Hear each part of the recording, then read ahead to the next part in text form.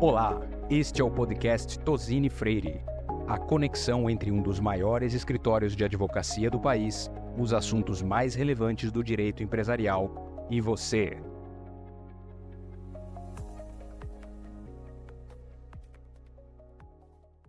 Olá, bem-vindas e bem-vindos a mais um podcast de Tozini Freire Advogados. Meu nome é Guilherme Ribas, sou um dos 6 sócios da área de Direito Concorrencial do escritório e hoje falaremos sobre um tema muito quente na área de defesa da concorrência no Brasil.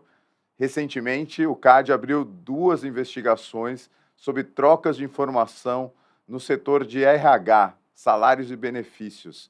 E há no passado uma outra investigação aberta também sobre o mesmo tema. E hoje eu convidei a minha sócia, Tatiana Lins, para falar sobre esse assunto aqui com a gente. Boa tarde, Tatiana, bem-vinda. Olá, Guilherme. Olá a todos. Vai ser um prazer participar dessa discussão, desse bate-papo aqui com vocês.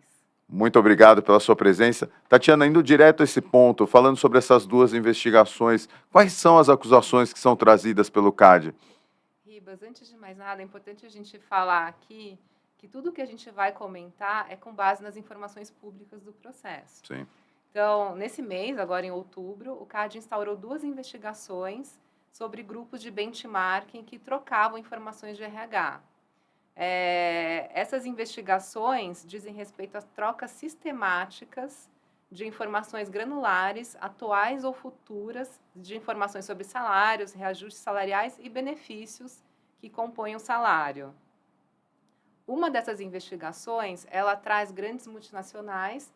A outra investigação, ela trata de empresas de bens de consumo e cada uma delas tem aproximadamente 30 empresas investigadas e não há pessoas físicas. E é importante ressaltar também que essa não é a primeira não são as primeiras investigações que o CAD instaura.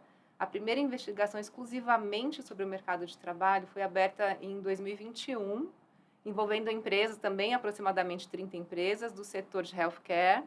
E aquela investigação envolve, além das empresas, aproximadamente 100 profissionais da área de saúde.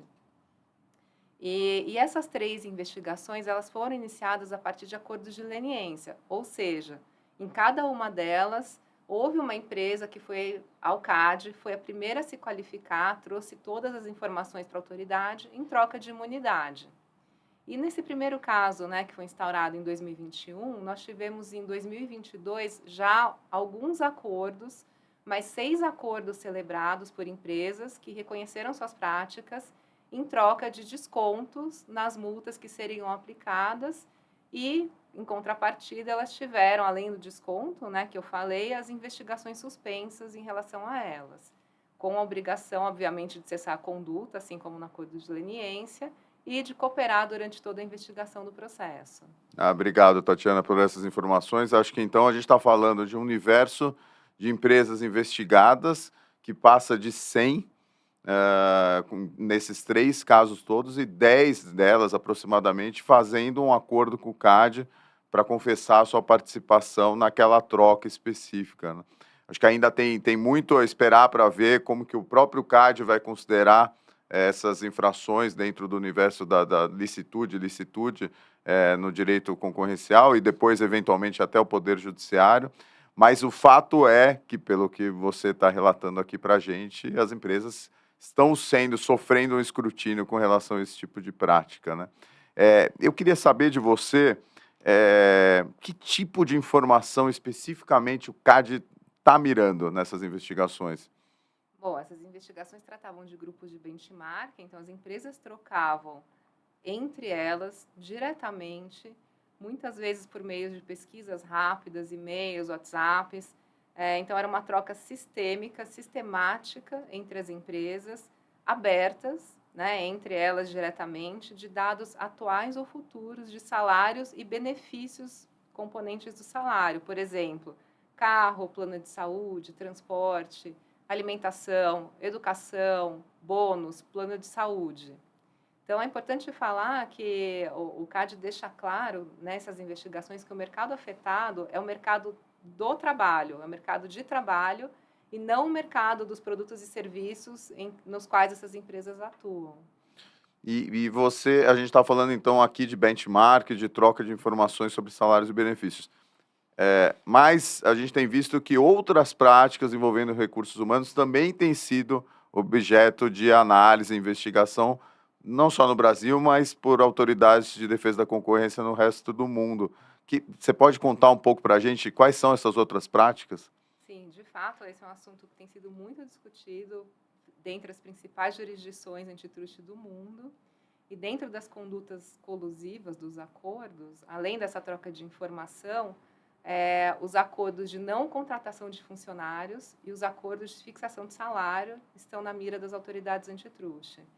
E com relação à conduta unilateral e também na análise de fusões e aquisições, cláusulas de não compete, de não concorrência, focadas em trabalhadores, também estão na mira das autoridades, né? Qual o escopo, a abrangência, qual que é o racional dessas cláusulas, para ver se elas fazem sentido ou se elas estão muito abrangentes. Então, também aqui cabe um alerta para os nossos colegas que fazem M&A para avaliar esse tipo de questão no momento de encaminhar uma fusão, alguma operação. Uma última pergunta para a gente encerrar. Quais são os cuidados que as empresas devem adotar com relação a benchmark especificamente? Essa é uma pergunta bastante interessante. Os nossos clientes sempre nos perguntam isso. O benchmarking agora está proibido?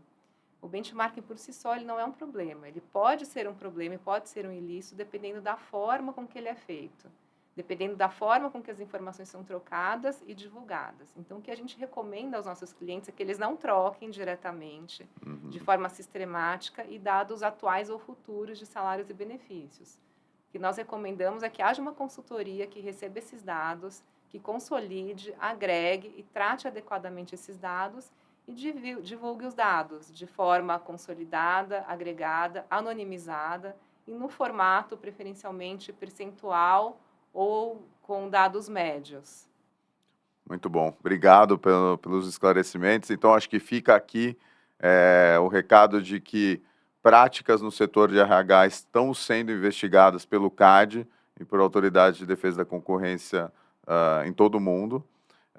O benchmark ele não é proibido, mas ele tem que ser feito de uma maneira cuidadosa e com essas ressalvas todas que você bem colocou. E os departamentos jurídicos de recursos humanos das empresas devem avaliar o que foi feito no passado para evitar um escrutínio concorrencial e ser alvo de investigações aí no futuro. Muito obrigado, Tatiana. Acho que foi uma conversa muito proveitosa. Espero que a gente repita esse bate-papo aqui outras vezes. E eu gostaria de convidar todos que se interessaram pelo episódio, que acharam interessante, que acessem a nossa página no YouTube, acessem nosso link e estamos à disposição para continuar essa conversa mais para frente. Obrigado mais uma vez. Obrigada, Ribas. Sem dúvida, é um tema que vale a pena ficar de olho, acompanhar as discussões no Brasil, lá fora, e essas investigações no Brasil que a gente comentou. Até logo.